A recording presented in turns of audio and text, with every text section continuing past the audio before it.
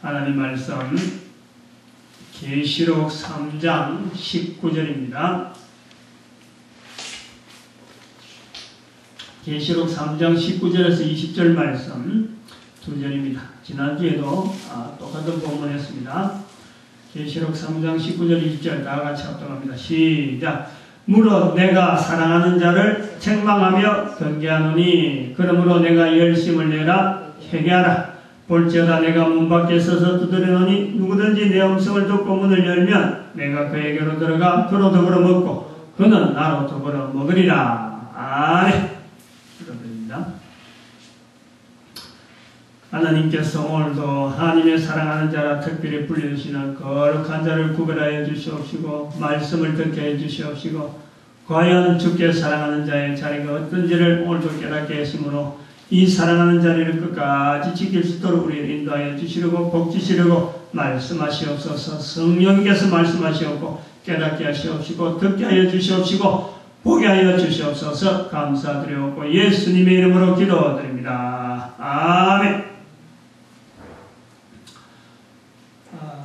지난주도 같은 본문이었습니다. 내가 사랑하는 자를 책망하여 징계한다. 그러므로 내가 열심을 내라 회개하라. 볼지어다 내가 문 밖에 서서 두드리니 누구든지 내 음성을 듣고 문을 열면 내가 그에게로 들어가 그로 더불어 먹고 그는 나로 더불어 먹으리라 말씀하시는 것. 지난 시간에는 주 예수와 더불어 먹는다. 이 먹는 것에 대해서 이 소망을 두는. 그래서 회개의 자리를 요구했습니다. 회개의 자리. 회개하라. 19절에는 내가 열심을 내라 회개하라. 그래서 회개의 자리를 요구해서 그 회개라는 것이 뭐냐? 더불어 먹는 자리를 이거는 계속해야 된다. 그 자리를 예수님에게 먹는 자리를 내어주면서 그 자리를 지켜라. 지키는 자리가 회개라. 그렇게 해서 그 회개의 자리를 계속해서 지키려고 하는 것은 회개가 계속되어지라는 자리가 바로 예수 그리스도를 전하는 것이다. 이 유지되어질 때는 유지를 하기 위해서는 예수님을 계속 전해야 유지가 된다. 그런 의미에서 예수님을 전하는 자리, 그것을 바로 회개의 자리, 그것을 또 더불어 먹는 자리, 이렇게 해서 우리의 삶이, 성도의 삶이 바로 이런 자리, 더불어 먹는 자리가 되어야 된다 하는 것을 말씀을 했습니다. 오늘 이 본문에서 또 다르게 표현하는 19절에 내가 사랑하는 자, 이 사랑하는 자라 하는 이 표현. 그리고 거기에서 연결해서 20절에 문 밖에 서서 두드러니니 문 밖에 서서 두드러니 내 음성을 듣고, 즉 사랑하는 자에게 보내는 말투, 그 표현에서 내가 행할 수 있는 받을 수 있는 말씀으로 드리려고 하는 겁니다. 우리 본문의 말씀에서 라오디게아 교회를 향하는 특별한 이 말씀에서 우리가 선입견이 있다. 선입견. 계시록 2장과 3장에서 7교회에 대해서 말씀하고 있는데 7교회. 아시아 7교회 말씀하는데 그 7교회가 지상에 있는 모든 교회의 대표적인 어떤 그런 교회에 대한 표현이다라고 일반적으로 그렇게 표현하는데, 에스버두 사빌라, 에베소교회, 서머나교회, 두아디라교회, 사빌라, 에스버두 사빌라, 버가모 빠졌네. 버가모교회, 두아디라, 사대교회, 빌라델비아교회, 그 다음에 라오디게아교회. 이렇게 해서 7교회. 근데 그 중에 오늘 본문이 이제 3장 20절에서 20절에 이 부분이 마지막 부분에 나오는 이 라오디게아 교회. 라오디게아 교회는 일반적으로 6교회하고는 좀 다르게 칭찬이 전혀 없는 교회로 이렇게 인식이 되어 있다. 마지막 나오는 교회가 칭찬이 없다 하는 것에서 인식이 되어 있다. 그 요 선입견을 버리자라는 거예요. 왜냐면은 칭찬이 전혀 없는 것이 아니고 바로 오늘 본문의 29절에 표현한 대로 성령님께서 라오디게아 교회를 부를 때가 어떻게 보냐, 내가 사랑하는 자, 내가 사랑하는 자를 이렇게 불렀다는 거예요. 놓치고 라오디게아 교회는 그야말로 책망만 있는 교회를 가는데 이건 잘못된 시각이라는 거지. 여기서 우리는 좀 한번 생각을 우리 달려야 된다. 16절 17절에 미지근하다 차지도 않다 덥질 않다. 그리고 부자라고 자칭만 하지만 공고하고 가련하며 가난하고 눈물고 벌거벗은 상태. 어쩌면 노숙자. 지난주에 말씀했습니다. 노숙자. 냄새가 더덕덕 나면서 배를 허이 뒤집고 나가는 그런 모습을 볼 때는 우리는 가까이 하기 어려워요. 꺼려집니다. 그럼에도 불구하고 칭찬이 없을 것 같은 그 상황인데도 불구하고 바라보는 시각이 그 부르고자 하고 찾아가는 부르는 시각이요. 칭찬이 없는 것보다 더한 사랑하는 관계라. 사랑하는 관계. 사랑으로 찾아가시는 하나님의 그 자세. 사랑으로 찾아가는 라오디게아 교회를 찾아가는 성령님의 음성으로 여기에 사랑하는 자를 책망한다. 사랑하는 자를 경계한다. 라는 표현에 우리는 주목을 해야 된다는 거예요. 그러므로 사랑하기 때문에 책망이요. 사랑하기 때문에 징계라는 거예요. 그러니까 회개하라고 권하는 거고 또 그 회개의 자리를 분명히 예수 그리스도를 우리 일상생활에 늘 밥 먹는 자리에 꼭 둘 수 있는 그런 관계로 만들어 근거하는 거지. 사랑하지 않는 관계라면 이건 뭐 그런 말 할 근거가 없어지는. 그래서 사랑하는 자라는 이 부분에요. 우리는 이 시각을 좀 이 시간에는 좀 가져보자 하는 겁니다. 지난번 시간에는 그 사랑의 주체에 대해서는 하나님께서 사랑함으로 병이 되는 모습, 아가서 2장 5절에 있는 내가 사랑함으로 병이 들었도다. 그러니까 사랑함으로 병이 들은 그 하나님께서 우리를 만나서 같이 더불어 먹고자 하는 그 간절한 마음을 우리는 그것을 이해하고 받아들이는 그런 어떤 그걸 본다면은 이제 그 사랑에 응답하지 못하므로 이제는 그 우리가 예수님을 자꾸 또 하나님을 자꾸 먹는 자리에서 우리가 거부했다라고 할 때 오늘에서 말씀하면은 오늘에 이제 그걸 비교해 보면은 사랑을 받는 자가 지금 삐뚤어져 있는 거예요. 삐뚤어져서 사랑하는 그 사랑의 대상자, 사랑 되시는 하나님의 사랑을 우리가 제대로 못 받는 그런 상태가 되어 있는 그런 그 응답을 하고 있지만은 그럼에도 사랑하는 자를 책망하며 징계하며 사랑의 제공자 하나님의 마음, 노숙자라고 하는 우리가 참 누구든지 사람이라면 다 이렇게 어려워지는 그런 마음이 있다 하더라도 그 노숙자의 그 여러 가지 상황을 우리가 자꾸 예를 들면 좀 미안합니다만 아무튼 우리 인간의 인격으로 가지고 이 가까이 가지 못하는 그런 어떤 관계가 되어지는 어떤 대상이 있다 하더라도 그를 바라보는 하나님은 인간이 바라보는 상황하고는 좀 다른 사랑하는 자로서 바라보는 하나님의 시각으로서 우리가 바라보는 대상 여러 사물 중에서 꺼려지는 그 인물조차도 하나님은 이렇게 사랑하는 자세로서 인간을 바라본다. 그 하나님의 마음을 우리는 어떻게 보느냐? 사랑하는 자의 마음으로 보자라는 거예요. 사랑하는 자. 좀 우리가 시각 자체를 자꾸 바꾸려고 하는 그런 노력이 좀 필요하죠. 어떻게 보면요. 결국 이 성경 전체라든지 하나님의 섭리가 한 개인입니다. 한 개인이에요. 한 개인은 어찌 보면은 다른 사람 눈에는 다들 뭐 믿게 보이고 어떻게 보면 참 가까이 하기 힘든 관계가 되는지 모르지만 그러나 누군가에게는 한 인격은 누군가에게는 반드시요 이 사랑이라는 끈으로 반드시 연결되어 있어요. 근데 그 사랑이라는 연결이 끈이 안 돼 있는 입장에서 보면은 정말 가까이 하기 힘들고 늘 옆에 안 왔으면 좋겠고 안 남았으면 좋겠고 그런 생각조차 나지 않으면 좋은 그런 사람인데도 불구하고 누군가에게는 한 인격은 분명하게 적어도 한 인격은요 사랑받는 관계라.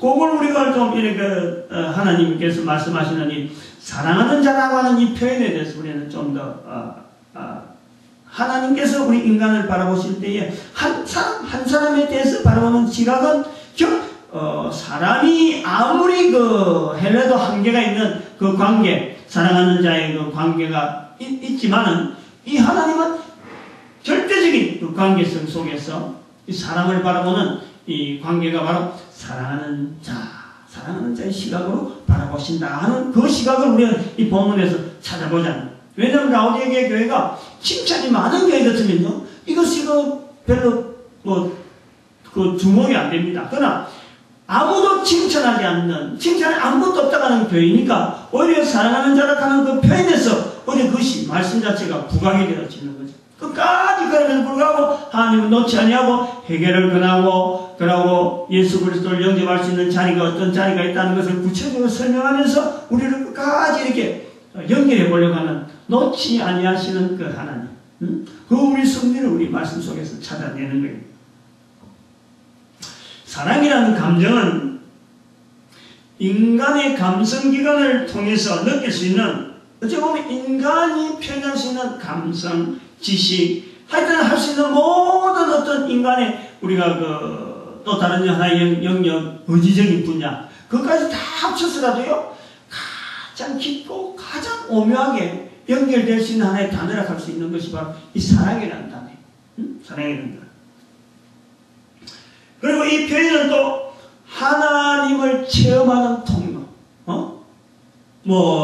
지식적으로 체험할 수도 있고, 또 감성적으로 체험할 수 있고, 또 의지적으로 체험할 수 있는 이 모든 체험 통로, 하나님을 체험하는 하나의 통로일 때 그 통로의 단어를 쓰라 하면은 아마 사랑이라는 단어를 쓸 수 있는 그런 하나님과의 통로 되어지는 인간의 간단하면서 또한 한 단어로, 그리고 공통적으로 지식적으로, 감성적으로, 의지적으로 표현할 수 있는 어떤 접근의 단어는 사랑이라는 단어가 되지 않겠느냐, 그래 보는 거예요.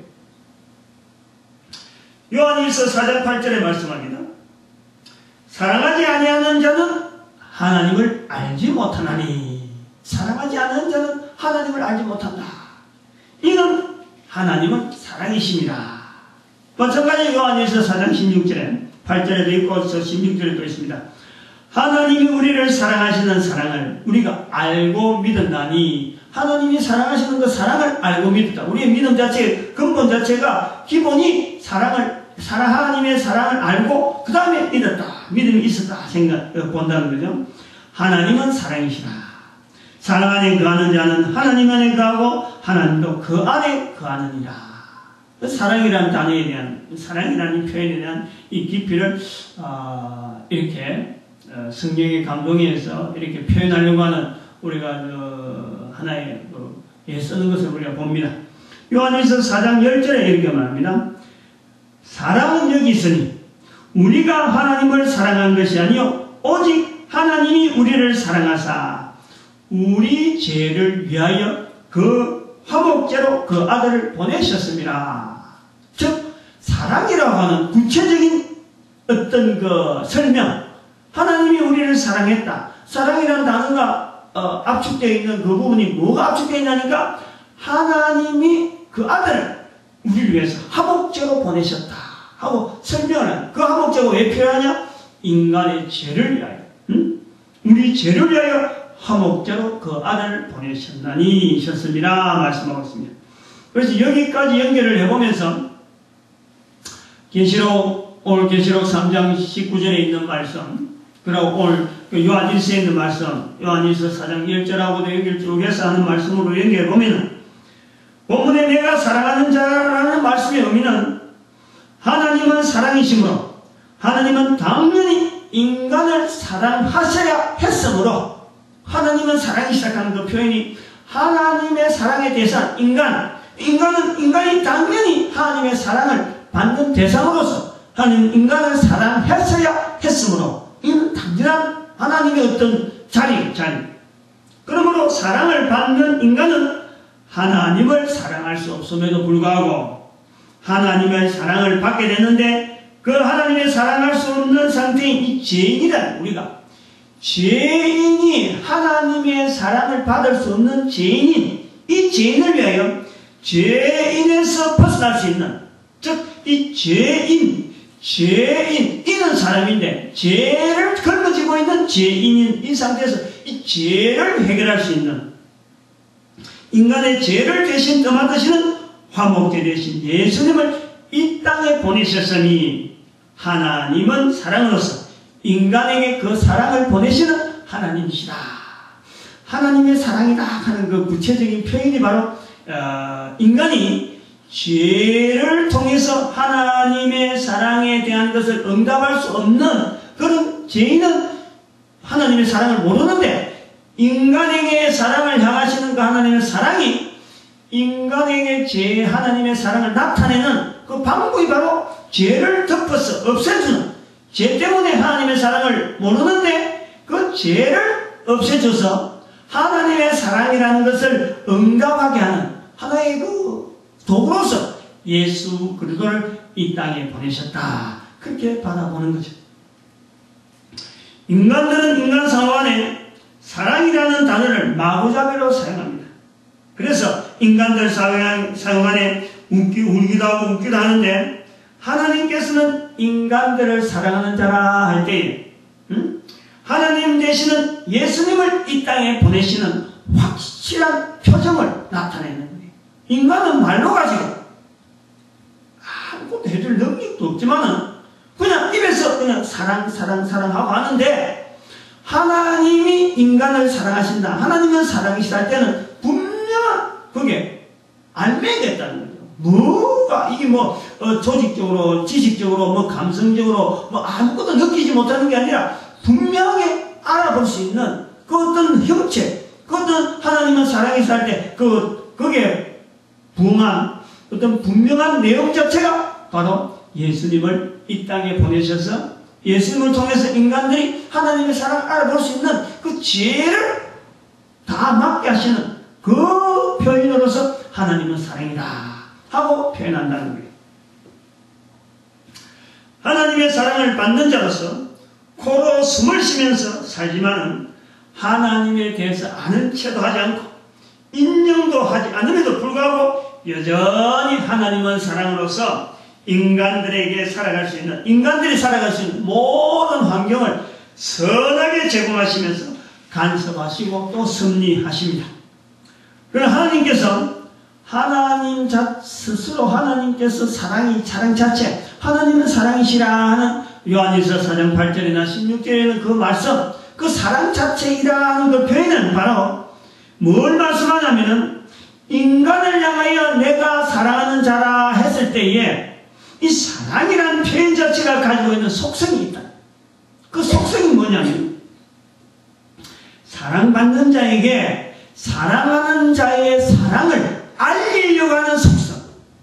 여기 바로 사랑하는 자라고 할 때 오늘 본문에 쓰이고 있는 또 하나님은 사랑이시다 하는 그 내용은 그냥 하나님은 사랑이시다, 개체 이런 존재다, 존재 형태의 어떤 그걸 나타내는 것도 있지만은, 그 속에 하나님은 사랑이라는 그 표현을 쓴 자체는, 그 사랑은 반드시 사랑하는 자가 사랑받는 자에게 사랑을 알리려고 하는 그런 어떤 속성이 있다는 거예요.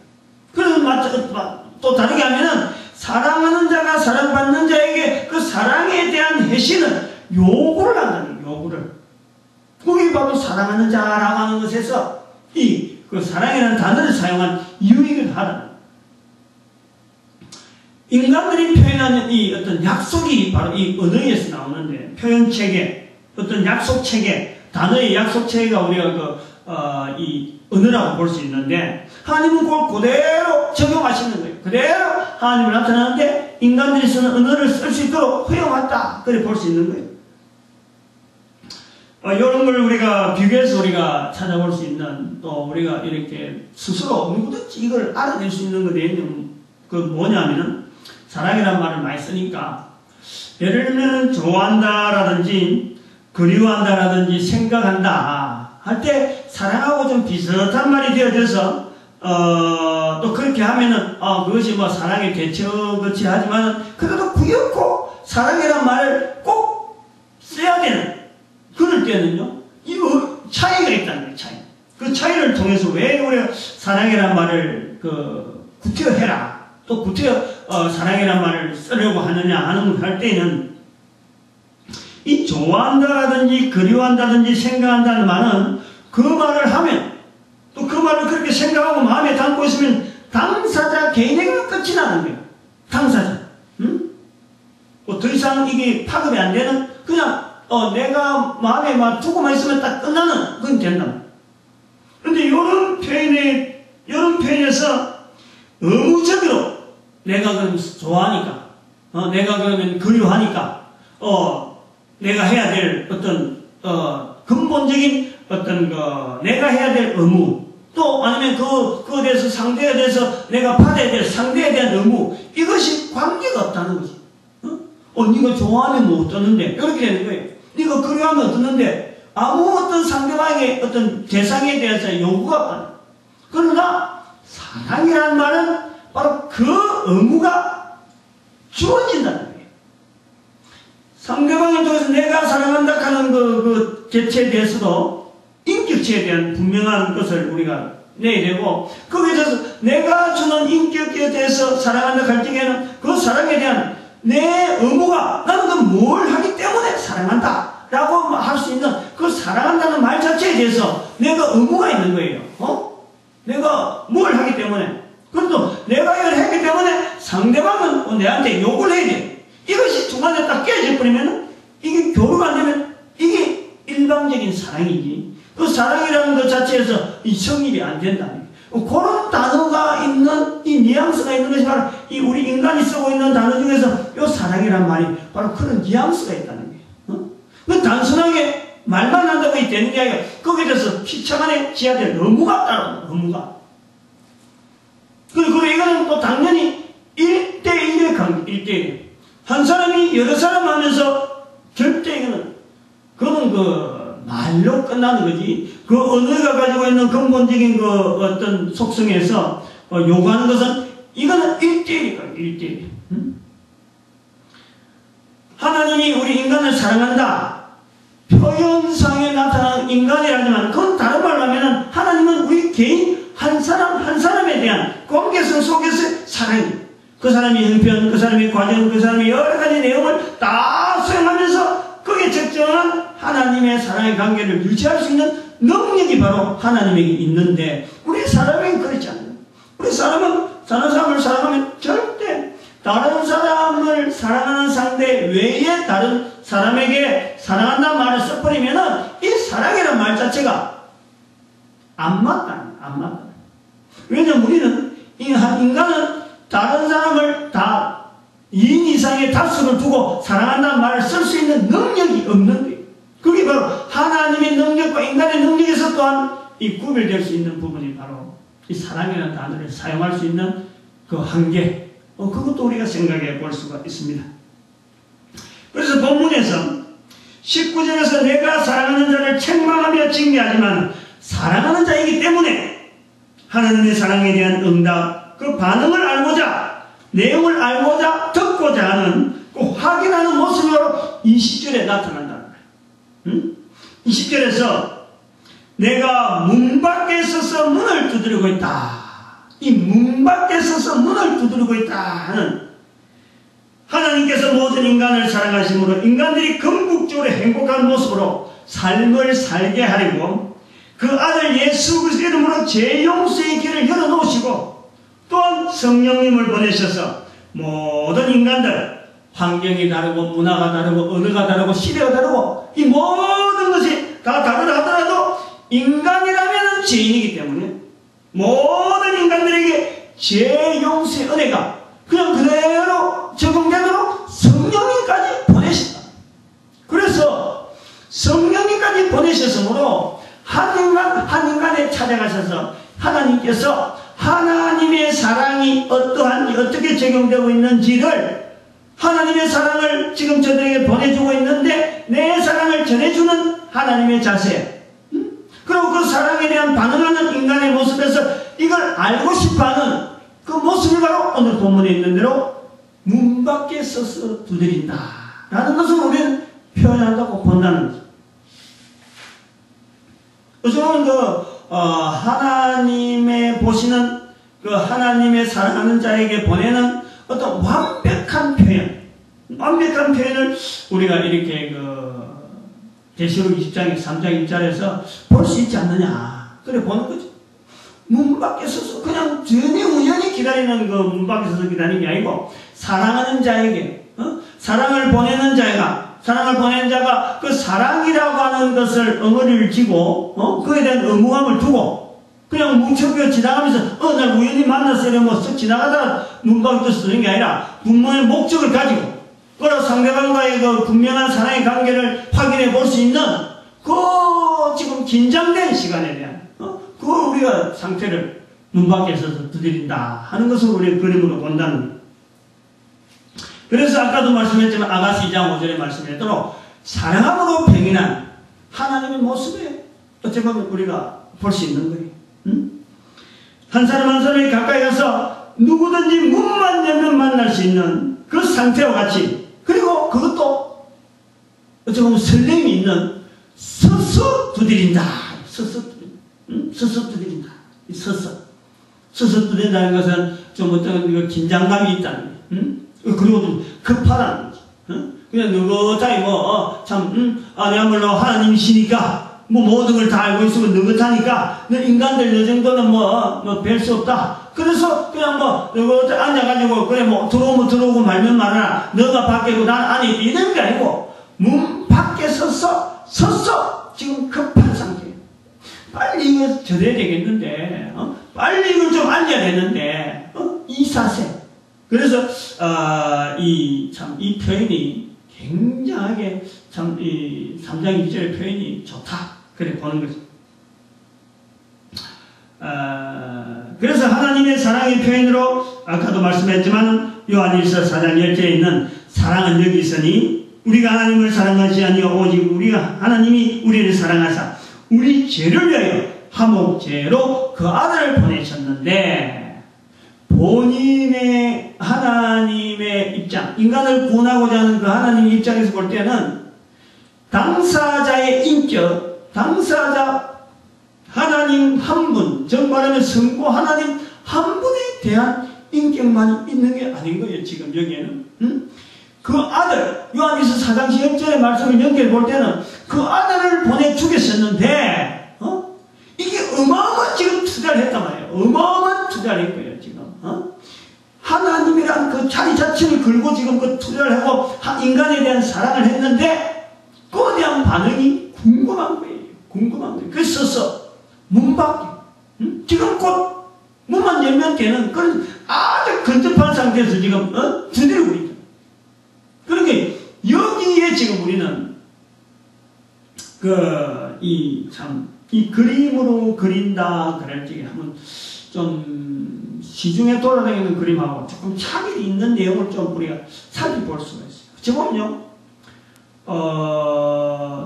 좀 노숙한, 노숙자, 노숙자 뭔데, 좀 그릉뱅이 같은, 어찌 보면 좀 이렇게 지친다기보다는 좀 뭔가 목적은 있어갖고 지금 문 밖에 서 있는데, 그러나 긴박한 거예요. 막 이리 휘젓고 저리 휘젓고 머리 막 날리고 참 세수할 시간이 없어갖고 다른 밥물 시간도 없고 세수할 시간도 없고 잠잘 시간도 없어가지고 잠도 안 자고 밥도 안 먹고 그야말로 세수도 안 하고 그냥 문을 두드리고 있는 어찌 보면은 급한데 어마어마하게 급한데 갈급한 그런 자세로 문을 두드리는 그 그림을 오히려 찾아내야 되는 그런 현상으로 보는 거예요. 그래서 지금 기존의 그림을 이제 좀 소개를 할 건데, 이 내용 상황 자체가 계시록 3장 20절에 있는 이 상황 자체가요, 이게 이제 너무 상황이 좋으니까 이걸 그림으로 그렸는데 이 그림에 대한 영향 때문에 사실 우리가 이 성경 본문을 해석하는데 아주 중요한 지금 오류를 범하고 있는 거예요. 그 때문에 제가 지금 이 설명을 길게 지금 하고 있는 거예요.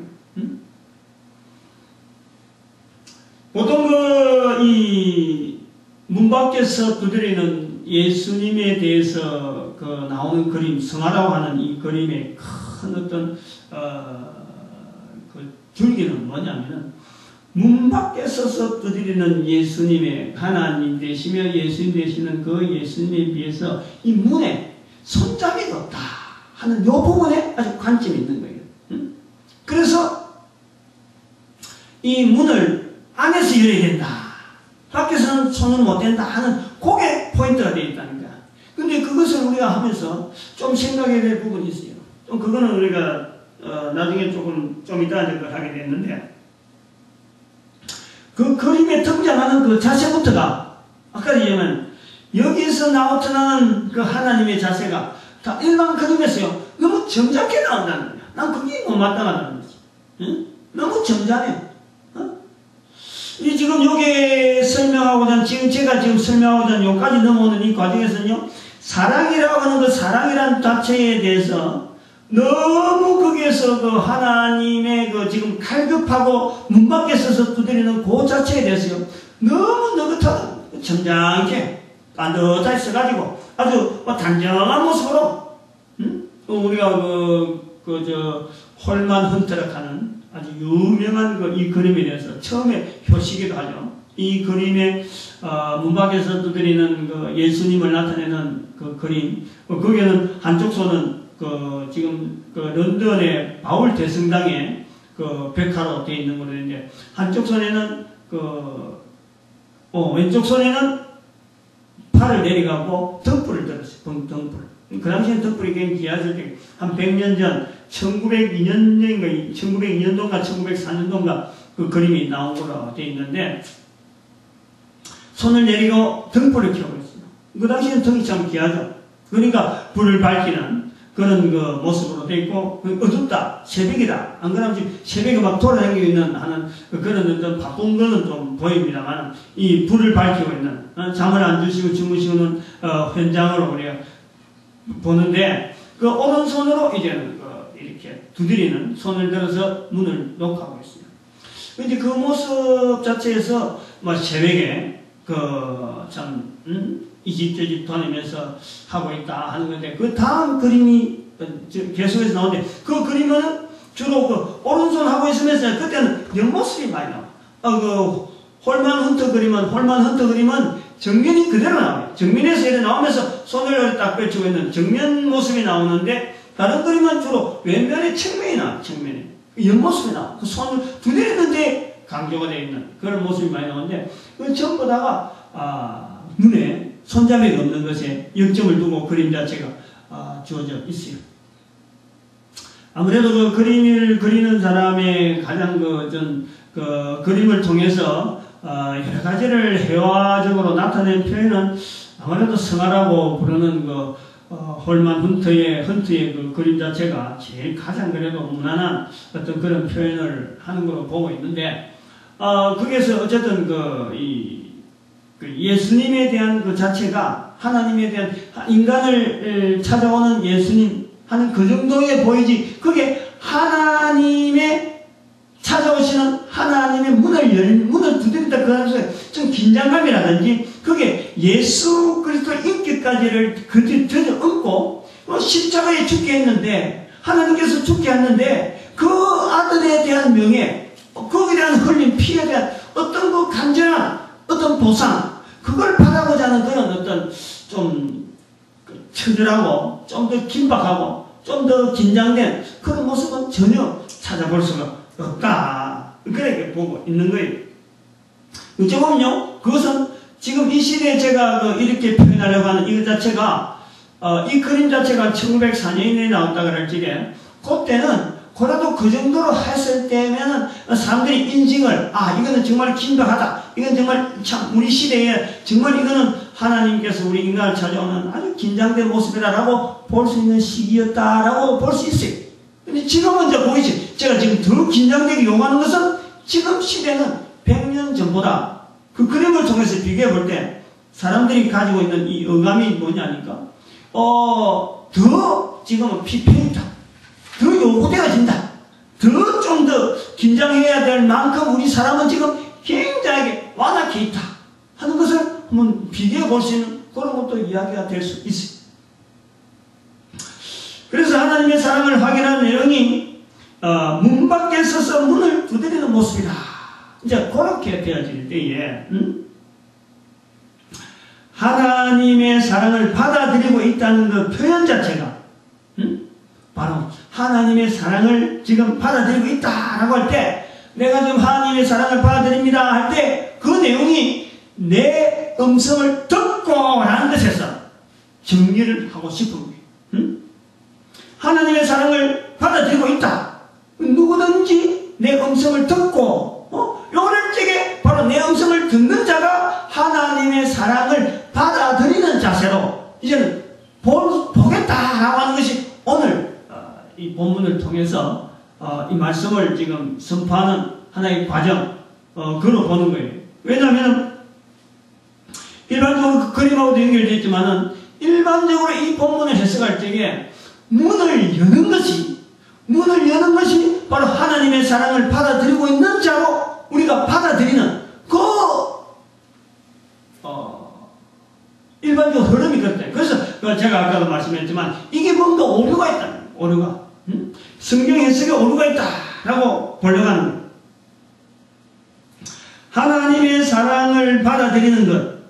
언제 하나님의 사랑을 받아들이느냐? 하나님의 사랑을 지금 긴장하게 밖에서 막 문을 두드리고 있다 하는 노릇까지는 볼 때, 이게 하나님의 사랑을 나타내려고 하는 어떤 하나님의 그 제스처로 우리가 그까지는 보겠는데, 그럼 인간의 편에서 언제 하나님의 사랑을 받아들이는 것으로서 지금 여기 표현되고 있느냐 할 때에, 이 문을 듣는 것에서, 문소리를 듣는 것에서 표현하자 하는 것이 저의 지금 해석의 어떤 흐름이고, 일반적으로는 문을 열어야 하나님의 사랑을 받아들이는 어떤 모습으로서 그림적으로 보겠다라는 거예요. 그런데 거기에 오류적인 부분이 있다. 그 오류적인 것을 제가 지금 이야기를 하려는 거예요.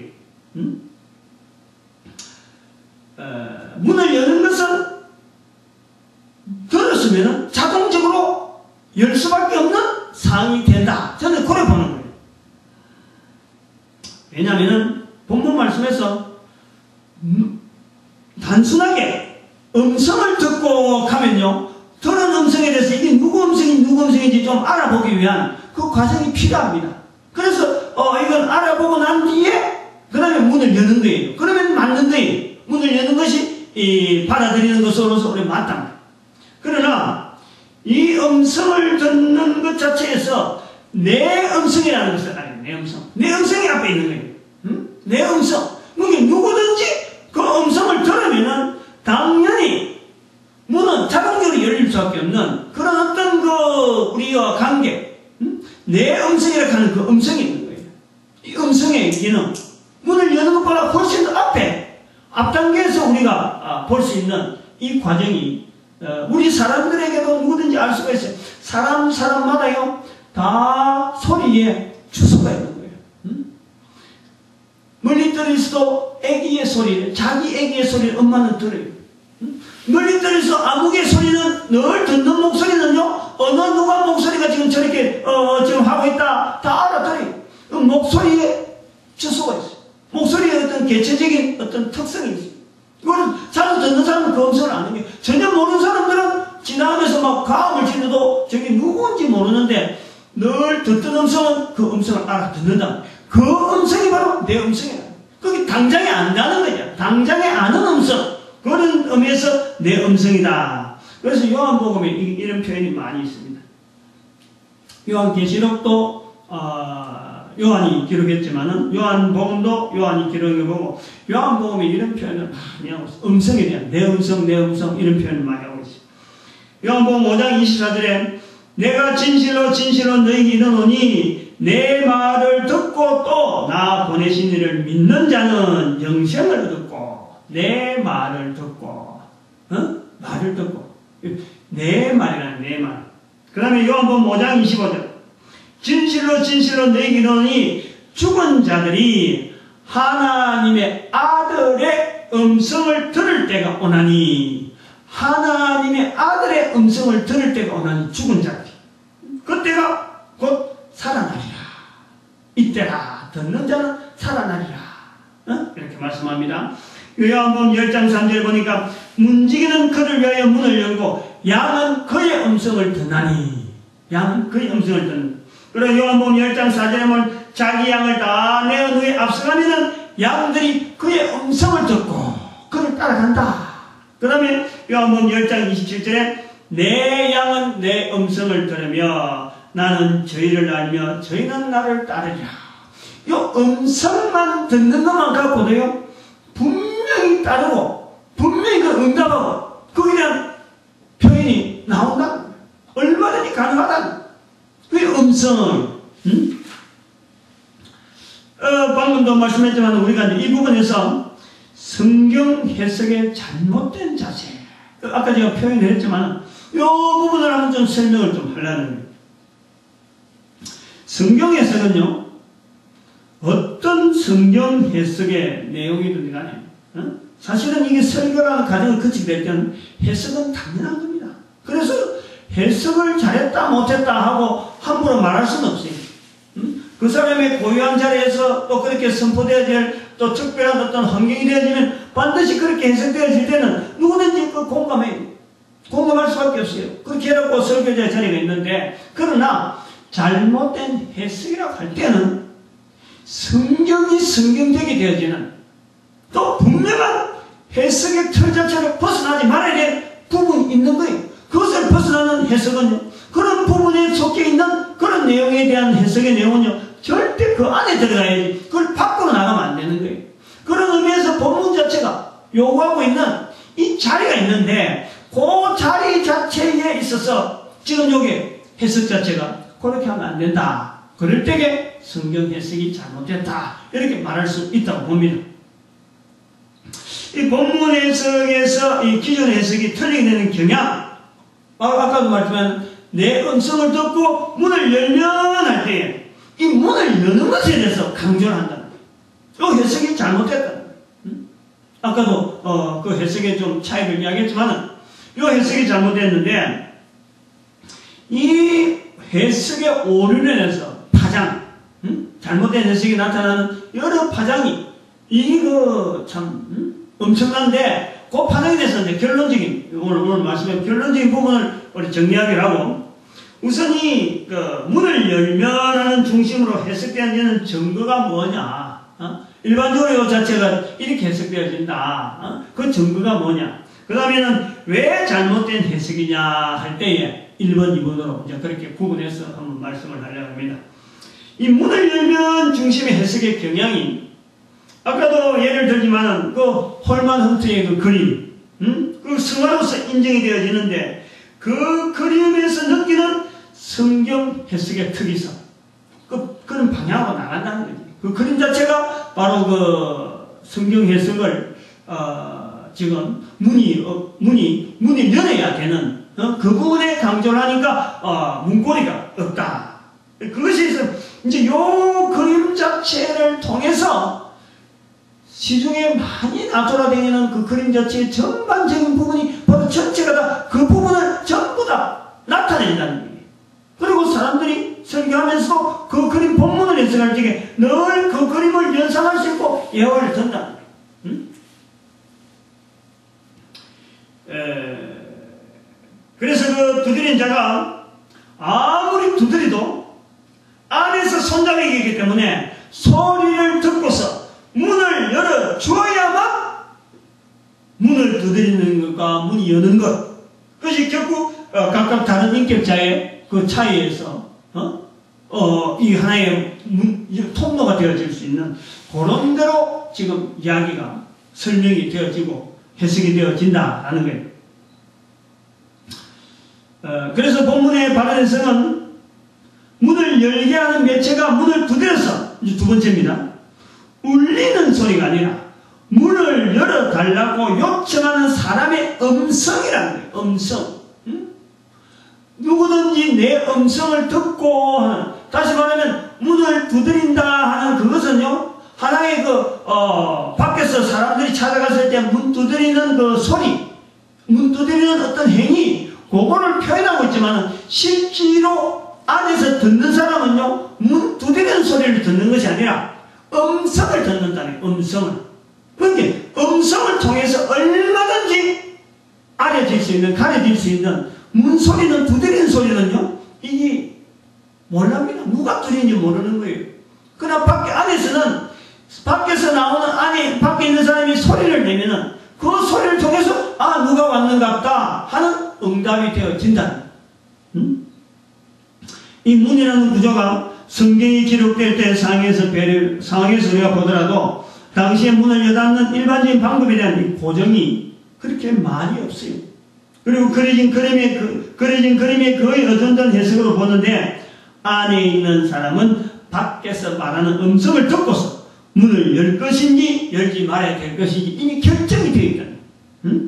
그리고 아주 친숙한 관계임을 오히려 문소리보다도 문을 두드리는 소리보다 말소리에 아주 반응하게 되는 이 서로의 친숙한 관계를 오히려 더 나타내는 것이 내 음성을 듣고라는 거예요.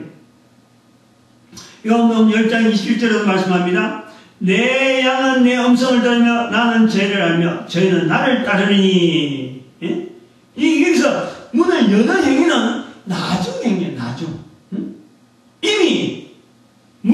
이미 자세가 이미 다 돼 있고 지금 문 열려고 지금 달려오고 있는 그런 상태고 문은 이제 그런 상태로서 받아들이는 상태로서 이미 표현하는 문을 열면 되어지는 거예요. 그래서 이제 세 번째 우리 볼 때 이 해석의 오류가 오는 파장으로 우리 말해보면은 문을 여는 책임을 내 음성을 듣고서 문을 열지 않는 자에게 돌린다는 것에서 이 해석에 이 잘못된 부분에 오류와 파장이 있다는 즉 전하는 자는 전하더라도 듣는 자가 열지 않으면 소용이 없다는 전도 현장에서 복음에 대한 그 부자의 모습을 대변하는 모습으로 지금 본문을 보려고 하는 사랑하는 자에 대해서 하나님의 사랑에 대해서 음성에 응답하는 자로서의 그 관계를 나타내지 아니하고 음성에 응답하는 자로서의 관계를 나타내지 아니하고 오히려 문을 여는 개인의 어떤 한 사람 한 사람의 어떤 그 행위 거기에 오히려 초점이 있다라는 거예요. 그래서 이 내 음성을 듣고 들으면은 누구든지 문을 열게 되고 내 음성 예수님의 자기향을 찾는 자는 바로 자기향을 찾는 이런 음성에 대해서 말이죠. 누가 이 음성이 될 것인가 할 때에 이 음성에 대한 책임을 아무도 안 지난단 말이에요. 다시 말하면 하나님께서 지금 찾아오셨다. 하나님께서 지금 그림으로 나타났다. 여기까지는 다 그림으로 보여주고 다 되는데 누가 예수님의 음성이 되어질 것인가 라고 볼 때는 아무도 책임을 안 진다는 거예요. 단지 문 열지 않는 사람뿐이 있는 거예요. 문을 열지 않아서 문이 안 열리는 거지. 이 음성을 전해주는 지금 우리에게 요구하는 즉 사랑하시는 자에게 사랑하는 자에게 요구하는 하나님의 요구에 대해서 교회가 사랑받는 자가 반응하는 또 다른 한 사람의 개체에 대해서 그 쏙 빠져 있잖아요.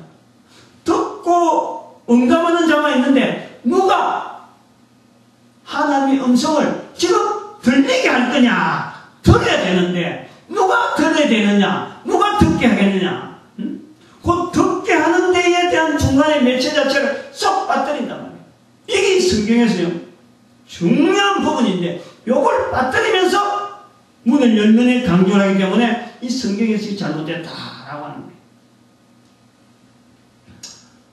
하나님의 사랑은 분명히 예수를 통해서 모든 인간들에게 적용이 되도록 성령 하나님께서 역사하시는 통로 그 통로는요 반드시 살아있는 인간의 입을 통해서 역사하게 되어 있어요.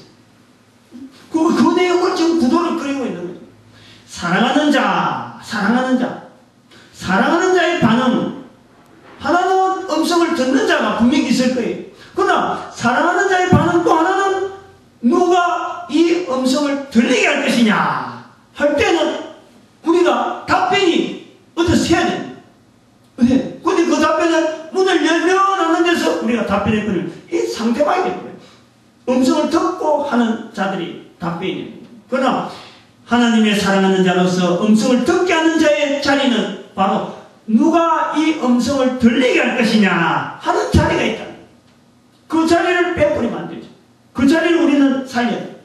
그 자리를 우리는 설교자라 그래가지고 설교 석상에서만 이야기한 이 설교가 이 음성을 들리게 한다. 이래버리면요, 인간이 들어가 버려요. 인간이. 설교라는 것은요, 절대 하나님의 음성이 될 수가 없어요. 하나님의 음성을 지금 다른 사람들에게 알려줄 수 있는 설명하는 거지. 설명하는 거지. 절대 내 음성이 안 돼요. 즉, 양들이 알아듣는 음성은요, 하나님의 음성이 되고 성령의 음성이 되고, 이건 설교의 음성이 되면 안 돼요. 지금도 밖에서 수많은 사람들이 음성을 듣지 못하고 있는데, 저 수많은 사람들에게 말할 수 있는 음성은요, 설교 음성이 아닙니다. 저들에게 예수 그리스도를 알리는 이 전도자의 음성이에요. 전도자의 음성. 그래서 본문에서는 그걸 강조하는, 우리가 지금 놓치고 있는, 흔하게 보고 있는 그림이지만 분명히 잘못된 부분이 분명히 있다. 그것은 바로 우리가 본전의 자리에서, 교회는 교회대로, 성도는 성도대로, 이 본전의 자리에서 고민해야 되는 거지. 늘 보아온 것 자체가 옳은 자리인 줄 알고 착각하면 우리는 늘 그 자리에서 머물 수밖에 없는 거예요.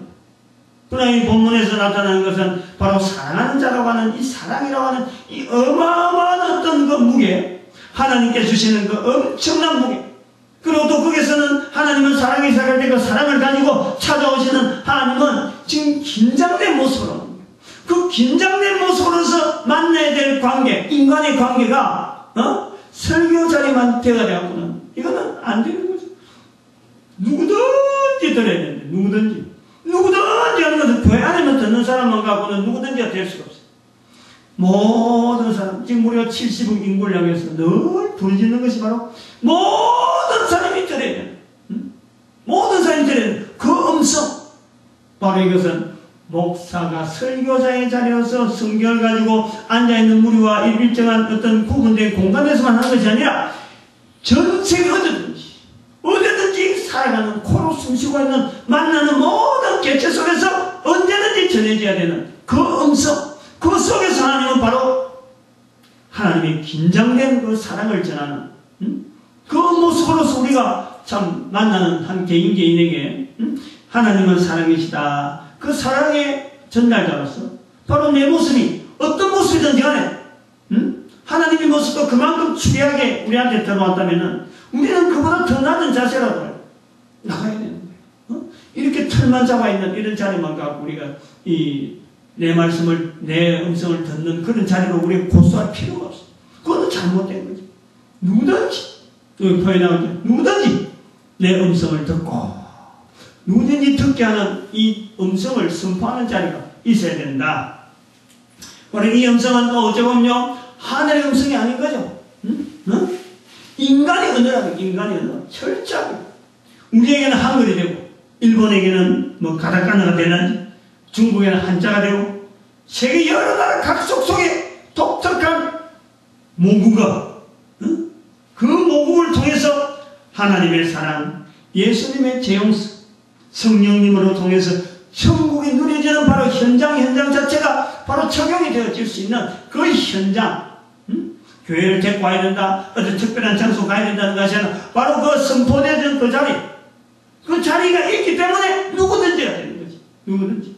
여기에서 뭐 여기 와야 된다, 그러면 독특한 하나님의 무리가 되는데 누구든지 이런 걸 우리가 보내서 이 말씀을 통해서 이 자리를 벗어나려고 하는 문을 열면에 강조하면 안 된다는 것이. 오히려 우리는 이 자리를 더욱 형성시키고 더욱 발전시키기 위해서 오히려 내 음성을 듣는 것에 우리 강조해서 문을 여는 건 어차피 들으면은 문을 열고 나고, 문을 여는 사람은 교회로 온다 하는 거 표현할 때 올 수밖에 없는 거고, 교회로 와서 또 다시 형성해서 또 나가야 되니까 오히려 우리는 먼저 강조해야 될 부분이 내 음성을 듣는 부분을 강조해서 하나님의 사랑에 대한 반응은 바로 음성을 듣게 하는 이런 사람들이 있음으로 말미암아 이루어질 수 있다.